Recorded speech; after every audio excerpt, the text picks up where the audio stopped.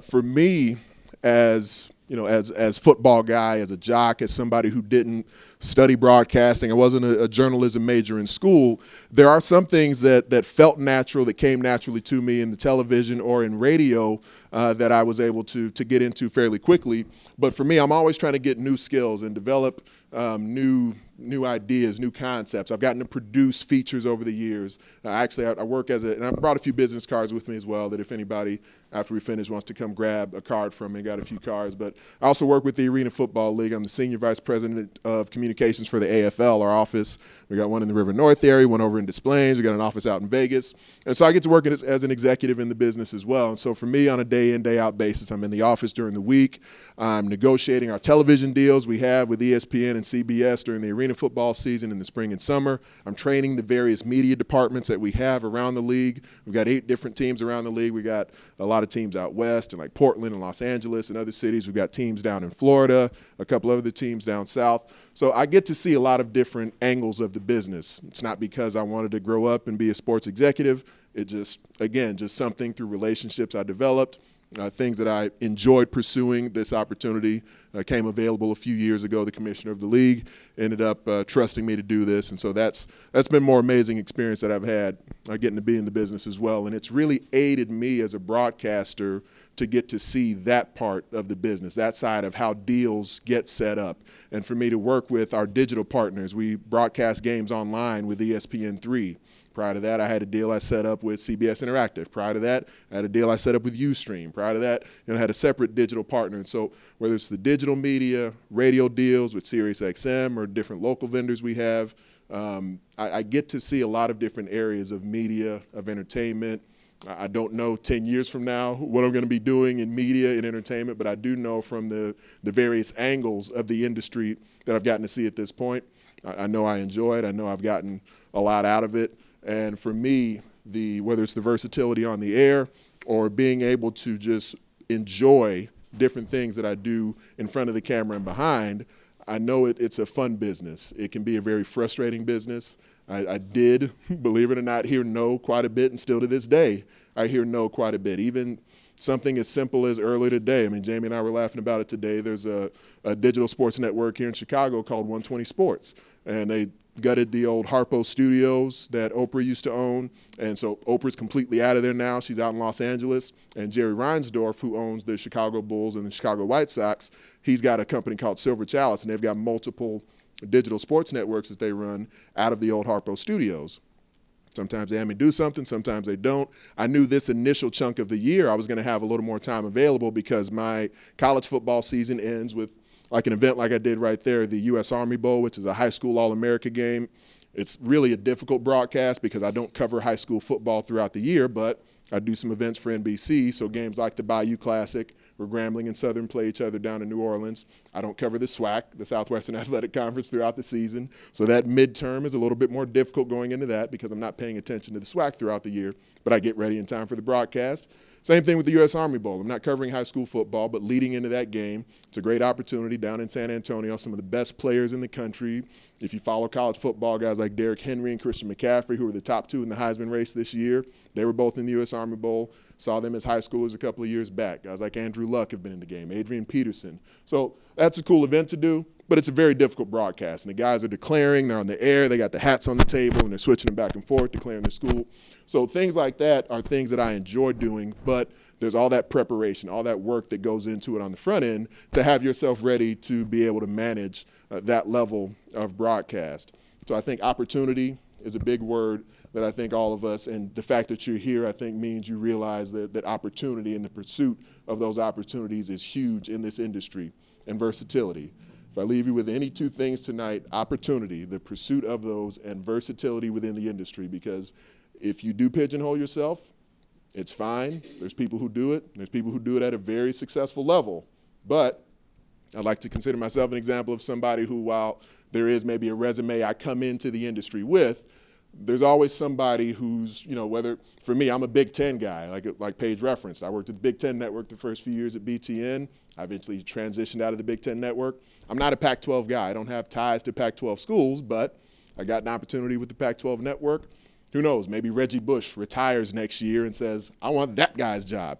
they may give it to him, no matter whether Reggie's been on television before or not. But there's always somebody who, because it's such a subjective type of business and how you get evaluated, whether it's the look, the sound, somebody may hate my voice, somebody may think my head's too pointy, whatever it comes down to. But my philosophy, whether it was as an athlete, as a coach, as someone in broadcast, media, entertainment, versatility, I think is key. You're going to figure out which lane suits you best, what you're best at. But to me, the more experience you have and how you try to develop that experience will help you continue to get opportunities. If this is something that you think you want to pursue full time, I imagine you're all maybe still somewhat in the process of figuring that out. But while you go down that road, the more versatility you can try to have, it's going to help you determine what you're best at, and it's going to help you make yourself available to more opportunities when they come up. And the more you can get from a repetition standpoint, by my estimation, the better. It's a good question. The position we're in and I assume everyone heard, but Jamie was asking when's the last time I had to tell someone no. The way we do arena football broadcasts, and for me, I was talent. I was one of the announcers for the AFL on the NFL Network before I ended up coming into the executive role that I have with the Arena Football League office. So at this point, I do have a lot of sway over who the announcers are on the air. The networks end up getting the final call, ESPN or CBS, but I get to recommend the announcers that we use. Of course, I recommend myself. I send my reel in, and fortunately, they let me continue to call the games. But yes, it's a great deal. Works out well for me. But aside from that, the other announcers that we use also get evaluated by the networks, and they have the final say on who gets on the air. For the way we utilize the sideline reporters in the game, it's a little different than your standard broadcast, where normally a sideline reporter is somebody who does injury updates, somebody who may talk about the weather, somebody who tells some interpersonal sort of stories about players on the field, conducting interviews with coaches, things like that, where maybe you don't need a deeper X's and O's sort of understanding of the game itself. For arena football, it's a very different game. The field is smaller. It's a more condensed atmosphere. The rules are very different. The net's behind the end zones, walls surrounding it, all types of things. I won't get into all the minutia, but it's a different game. For us, because of that, we actually use, as opposed to a sideline reporter, we use what we like to call a sideline analyst or a field analyst. So we normally put a player or a coach who knows arena football, who can communicate it at a high level. We'll use that person on the sideline. And so for me, while I would like to have, I guess, more of a variety of the presence that we use on the air, because of specifically how we utilize that position during the game, we don't use kind of your standard sideline reporter. So quite often, where people tend to view the sideline position as someone who, if I don't know the sport at a high level, I can still add to the broadcast in this way. Quite often I have to tell sideline reporters that, we don't really have, if you didn't play or coach arena football, we don't have a use for that within the show the way we formatted it the last few years, because it does make for a very different,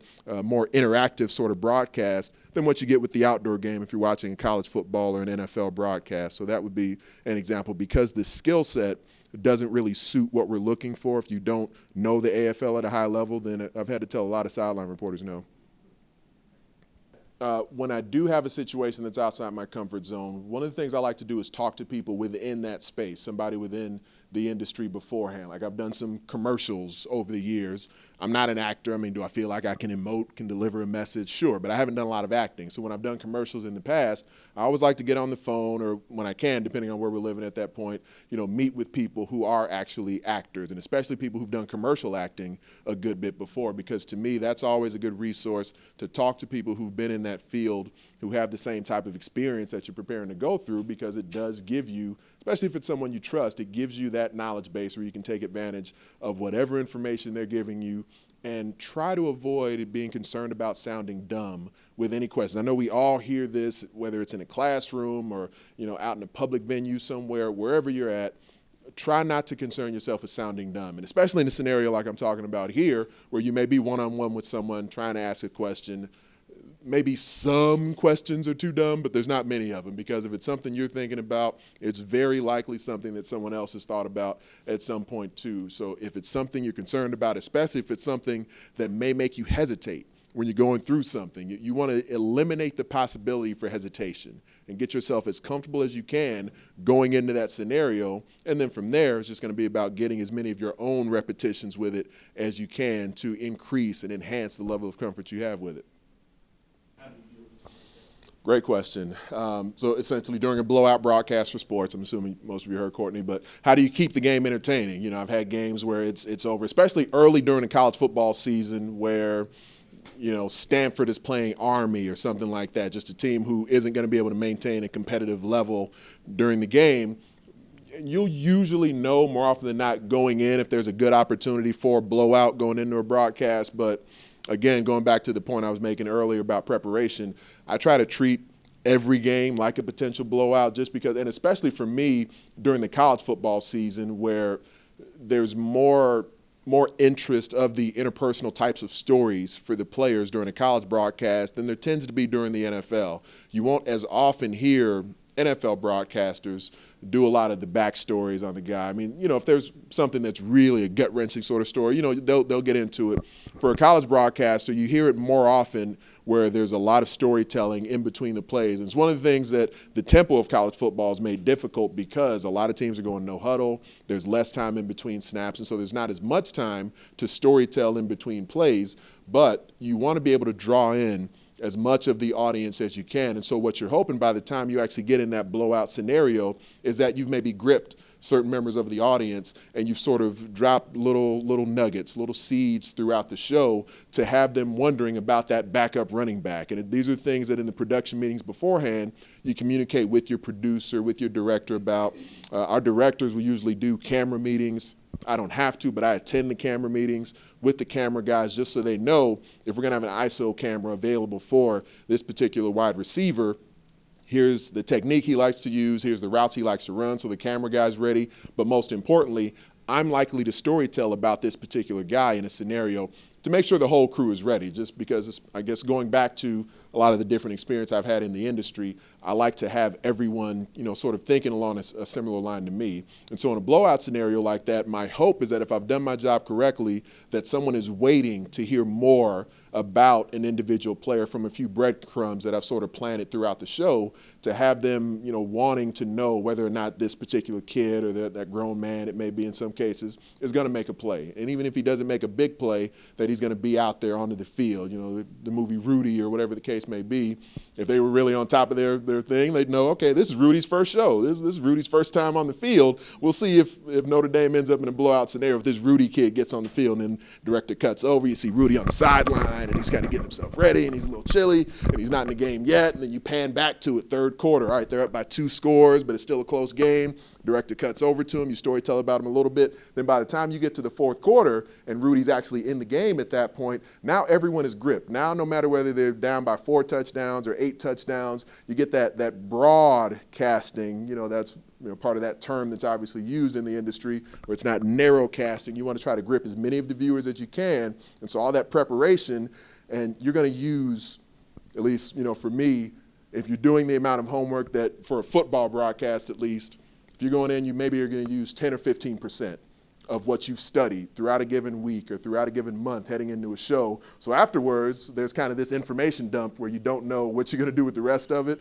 But, you know, my boards that, you know, we're getting passed around are so filled in so extensively because for that moment, whoever the Rudy may be for a particular show, and sometimes I'll even highlight a particular guy going into a game just to know, all right, that's somebody who I'm going to focus on. That's a particular person I'm going to try to make sure the audience cares about, because if they care about him, they're not going to worry nearly as much about the score. And then at some point, you've used up all the stuff on your board. Then it's about the interpersonal relationship you have with the person you're calling the game with. And if you've developed a good rapport there, if you're having fun, if you're enjoying the show, if you're not belittling the product that's on the field and it still seems like a big deal to you, then usually the audience is still along for that ride with you. And it's about you as sort of the traffic cop, the director of the show, to be able to keep everyone involved as much as you can. It can be a very difficult thing, as it sounds like you know. If I wasn't doing TV, what would I be doing? I'd be teaching in some capacity. I like to share my knowledge. I like to share my experience with people before I was in television. Really, as I was transitioning into television and radio, I was transitioning into coaching as well. This takes up so much of my time that I'm not a full-time coach with any team anymore. Still do a lot of football camps and a lot of speaking engagements at schools and whatnot. But for me, something like this setting, to be able to impart any knowledge, any experience that I have on people who are trying to pursue a field that I'm knowledgeable of, I'm all about it, whether I'm teaching football, whether I'm teaching English, which my degree was in, whether I'm teaching broadcasting, radio, television, whatever. If there's something that to me I feel like I can deliver some information and help somebody out, I'm all about that. So if I wasn't doing this, I would be teaching in some capacity. Good question. Of course, everyone in the industry ends up having their own separate preferences for it. For me personally, what comes most naturally is game analyst, color commentator during the games, calling the action, using the telestrator, explaining why a particular play worked, or, being able to do some storytelling between the snaps when some of those things happen as well. So I didn't include a lot of the stuff with like during the game, breaking stuff down, telestration and all that. I've got other reels with those things, but like I said, I just kind of threw this together yesterday. But for me, I'd say that's where I feel most natural because of my background, because of my experience. I wasn't a classically trained journalist. I was a football guy. I'm still a football guy. I just communicated well enough where people want to pay me to do it. But game analyst, I would say, would be maybe top of the list for where I feel most comfortable, that came most naturally to me after playing and coaching. Beyond that, I would say what I find personally most difficult, like the reporting, because I've done a lot of it, that I feel fine with. Hosting was new to me this fall with the Pac-12 network, and honestly, it was a little bit daunting, and they left the decision up to me a little bit if I wanted to continue being an analyst, but they said, we feel like you can handle being a host, we feel like you can lead a discussion, we feel like you can get us in and out of break, we feel like you can keep track of the stuff that's on the show rundown and handle the producer being in your ear and all this. And the idea wasn't mine. The idea was from a couple of producers who I'd worked with on different remotes last year, covering the NFL draft and covering the combine, and producers who didn't usually work with me during studio shows or during games, and they just saw a certain skill set that they felt like I possessed to be able to be a host, even though I'd hosted radio shows before, but obviously a television studio show is very different with the rundowns and shot sheets and those types of things. So a lot of that was new to me this year, very daunting. Talked to, my wife, Kelly. I talked to my wife about it a good bit going into it, just not being certain if it was something I wanted to do, if it'd be a good decision or not. As, football guy trying to host is becoming a little bit more prevalent in the industry, but it's mostly a network like the NFL network where they just got content nonstop, 24/7. They're looking for a lot of hosts. For me, it was different. But as hopefully I maybe delivered the message that I do like new challenges, I do like new opportunities. So I went for it. It went well enough. But to lead the discussions, to keep track of the rundowns, keep everyone else on task, and handle all the minutia that goes with being a studio host, while it was most difficult, it was to me a great new challenge for something for me in the industry, and I'm happy I did it. And I'm under the impression they're going to want me to keep doing it. So I love opportunities. Oh.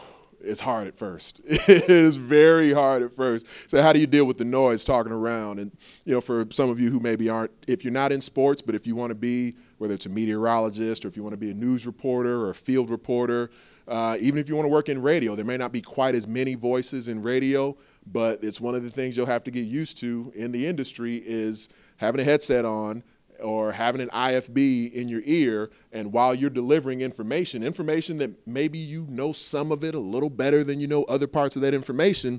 So while all that's going on in your head, you got a producer who gets in your ear who says, all right, 30 seconds to the rollout.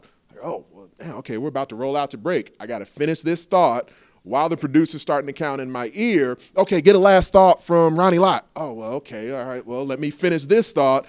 Everybody wants to hear from Ronnie Lott more than they want to hear from me, so let me get this thought done. Let me toss it to Ronnie. Let me try to make eye contact with Ronnie so I can make sure he's going to stop talking with enough time for me to deliver this last little sponsored element before we get off the air. And then 5, 4, we'll be right back with the Pac-12 pregame show. And, all that is happening in the midst of you trying to keep, your eggs from not being too scrambled.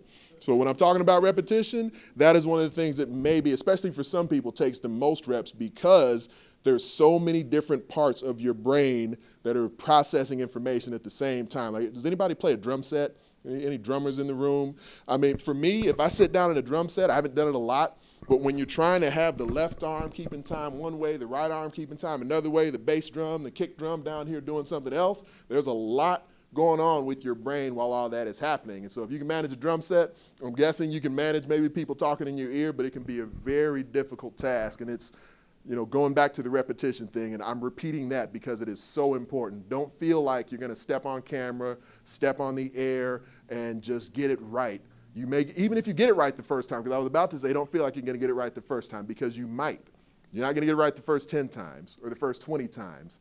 I've been doing this for a long time at this point. My first time on the air actually getting paid to do a broadcast was 2006. So it's been, about a decade for me, and I've done a lot over the past decade. I've got a fairly extensive resume with stuff I get paid for, stuff I don't get paid for, but stuff that I really enjoy doing.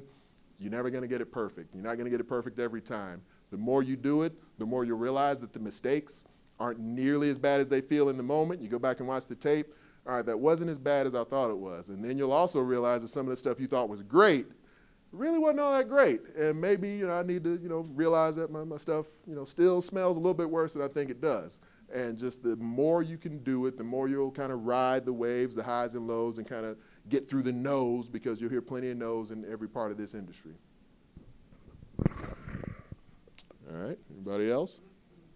All right, well, thank you very much for your time. Glad you're all here. Look forward to seeing you again. Thank you.